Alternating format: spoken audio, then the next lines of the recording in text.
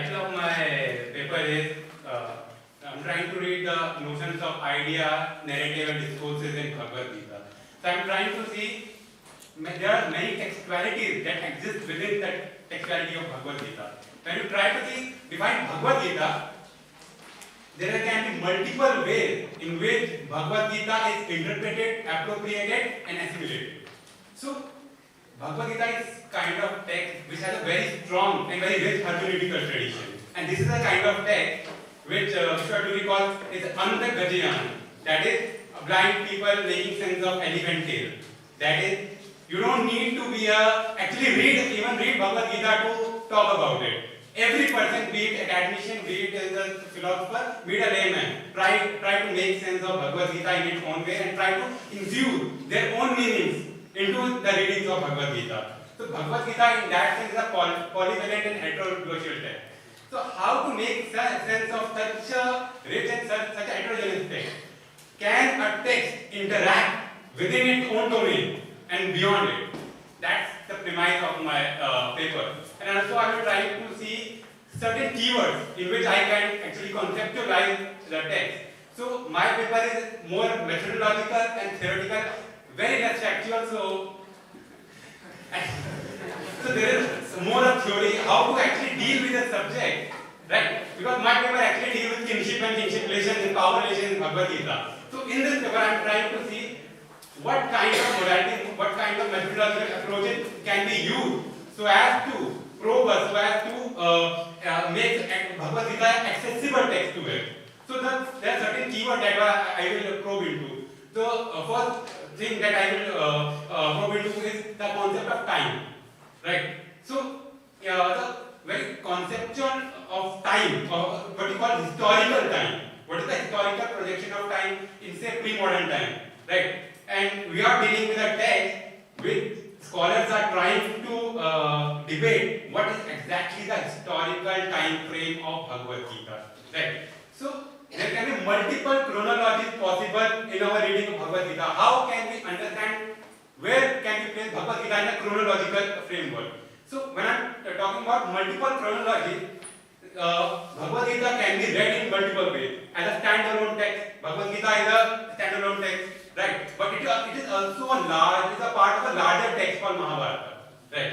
It also exists as a part of what you call is an extension of the Upanishadic philosophy. So apart from the Upanishad and the Brahma Sutra, it is also called the Prasthana Triya. That is the three philosophical texts that form the premise of Upanishadic knowledge. So it also is an intangible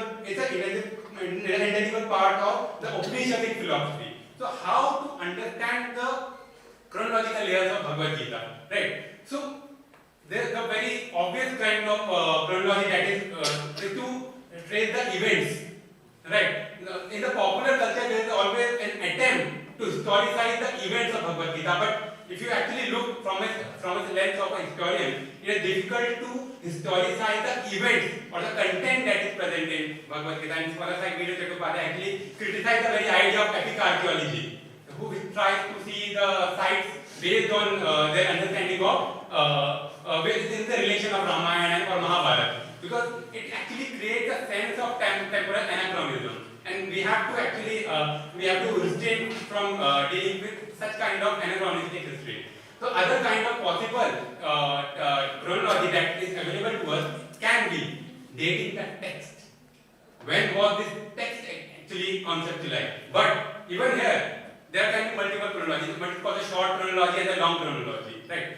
It is often argued that Bhagavad Gita represents a didactic portion, and didactic portion was something that was added later to the narrative portion. Now, this demarcation between the narrative and the didactic in itself is problematic, because you can't understand the didactic without understanding the narrative base of the text, right? In case of Bhagavad Gita, it is very pertinent to understand what actually is the relation between Arjuna and Krishna that facilitates the discourse to take place at the first place, right?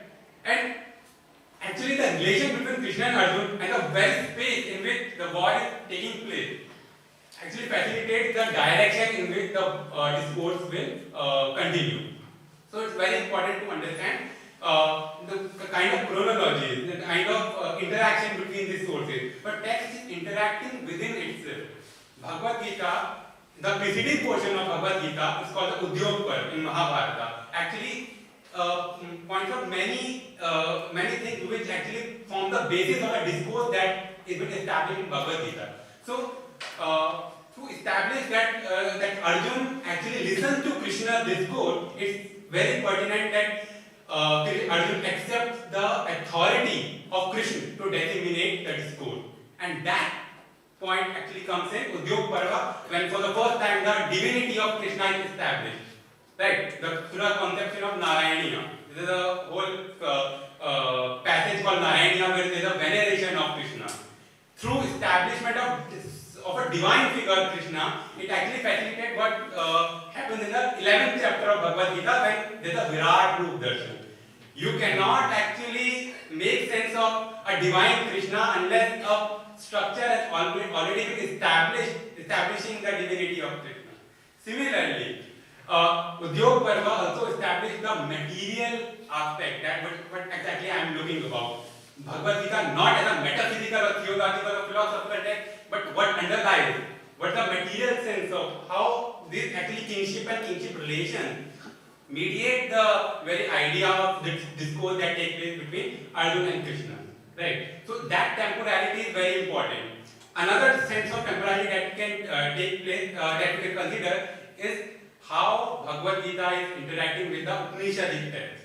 So there are scholars like Mislav Zedek who are actually trying to see the relation between the Upanishadic text and Bhagavad Gita. So actually points out how there are many similarities between Bhagavad Gita and that of certain Upanishad, particularly Chandogya Upanishad and Shvetavatsara Upanishad. Right? These two Upanishads are very important for the premise of conception of dharma, karma, and the whole idea of Sankhya Yoga, Karma Yoga, which has based from Vedic philosophy, Darshana. But how Bhagavad Gita is able to assimilate those different forces, different philosophical strands into one unity of discourse, that's a very vital point to understand. Also, there is another thing. When we are talking about time, we have a very strange conception of time. That time is linear, but or else in pre-modern time we think time is, there is an element of timelessness. But in Bhagavad Gita there is another unique thing. There are multiple windows of narrative that are that opened up at one particular point of time, and you can actually view only one window at one point of time. You are talking, when we see Bhagavad Gita, we assume that Bhagavad Gita is taking place between Arjuna and Krishna. But we forget that actually Bhagavad Gita, the very first sloka of Bhagavad Gita doesn't take place between Krishna and Arjuna. It takes place between Dhritarashtra and Sanjay. So, if we actually complicate the very conception of time, actually what Krishna is telling Arjuna is actually Sanjay is telling Dhritarashtra that Krishna is telling Arjuna. And if we further complicate it, there is Vyas, there is Jaimini, there is Vasuki, there is Shaunak, there is Ujjashava, there is Shukdev. So exactly question arises, who is talking to whom? Because they all are located in different temporality. Right? So at one point of time you can only look at Krishna or Arjuna, who is located at a particular temporality. But if we see the larger framework, there are different temporality, different people working at different temporality, working out a particular kind of discourse. And we can only view a particular strand of thought at one particular point of time. The question arises, is Bhagavad Gita present this text, or is it located at different temporal context? That's a very important conception that we need to understand. Second conception that I would like to work on is the concept of space. Right? The very first line of Bhagavad Gita is Dharmashetre Kurukshetre Samveda Yuktava. Right? But it establishes Dharmashetra Kurukshetra. It establishes Kurukshetra as a Dharmashetra. Now it can have multiple implications why how a space is being conceptualized. Right? You are saying you are giving a kind of sacred sense to the Kurukshetra. But how is this sacrality is being derived? Right? Is that sacrality deriving from the fact that it belongs to the very great Kuru clan, from which both Pandava and Kaurava are trying to seek their legitimization? Or is that the space which is sacred through which the lineage is trying to seek legitimization? Right? Both things are actually very conceptual space. How people participate in a particular space in a particular way. Not everyone has an equal participation, equal role in that space. Right? When we are talking about the whole war of Mahabharata, we are talking about Krishna, Arjuna, Dhritarashtra, Duryodhana, etc., etc. But there are many amorphous soldiers, unnamed soldiers who don't have an idea of their own. They are not even related to the Kauravas and Pandavas. How do they actually relate to the conception of Kurukshetra as a sacred space? Right? And that way also Udyogparva is very important. It becomes very important. Because Udyogparva also established that one who will die in Kurukshetra will attain salvation. Right? So without actually having the kinship relation that establishes the relation between the sacred space Kurukshetra and that of the Kuru clan, they actually sought to legitimize themselves within that space. And another thing related to the conception of space is who cannot participate in that space. There is one glaring absence in a war front, and that is of women. Women are not visible in the whole narrative of Bhagavad Gita, for that matter, in the Mahabharata. The whole war front is dominated by the male men. And how this is very important connection, because in the very first chapter, Arjuna is having remorse, right? He doesn't want to fight the war. The one argument that they give is like, if I kill my own relative, that will cause the women to go astray, and that will cause Varna Sankara. So he is actually representing the patriarchal anxiety. He is speaking on the behalf of women who are actually absent to have their voice on their own, right? When there is something glaring absence of certain people in a particular space, certain other people take onus upon themselves to speak on their behalf, and that's what happens. That's what is happening in the very first chapter, when Arjuna is trying to speak on behalf of the people who are not being represented in that particular space, right? So that these two, and third thing is that the very space also conceptualizes that, as I said, that there is not everyone participate in that space in equal in an equal way. So there are many people who are not actually related to Kauravas or Pandavas and are fighting as an extension of their own identity. Right? They are, so Duryodhana is saying Anyaja Bhava Shura Mam Arte Tyakti Jivita. There are people who are ready to give their life for me. Right? Why are the people willing to give their life for a person who are not his kinsmen? Right? So the question here, the question of power becomes very pertinent. The question of power, that they don't actually legitimize Duryodhana as a person, but rather Duryodhana as a potential heir to the throne of Kuru clan. Is that the throne, the positionality of the throne, which actually acquires the power, and to that power they are trying to seek legitimization, right? But also the fact that when we are talking about ethics and we are talking about the remorse of Arjuna, is his remorse or is his reluctance to fight for universal in nature? Is he actually talking for the whole humanity? Is he talking about non-violence? No, he isn't. When did the catharsis or the existential crisis actually creeps in? The crisis actually creeps in when he sees his own relatives in the warfare, and he realizes that I am going to fight, going to killing my own relative. He is not remorseful of killing the unnamed soldier. He is just remorseful of killing his own relatives. Right? So the ethic is very much contextualized within the kinship relation which facilitates the discourse of war. That's another thing. Third thing, the final thing before I will conclude, is the idea of genre. Should we understand Bhagavad Gita as a genre or as a text? Right? When we say Bhagavad Gita, it is a Bhagavad and a Gita.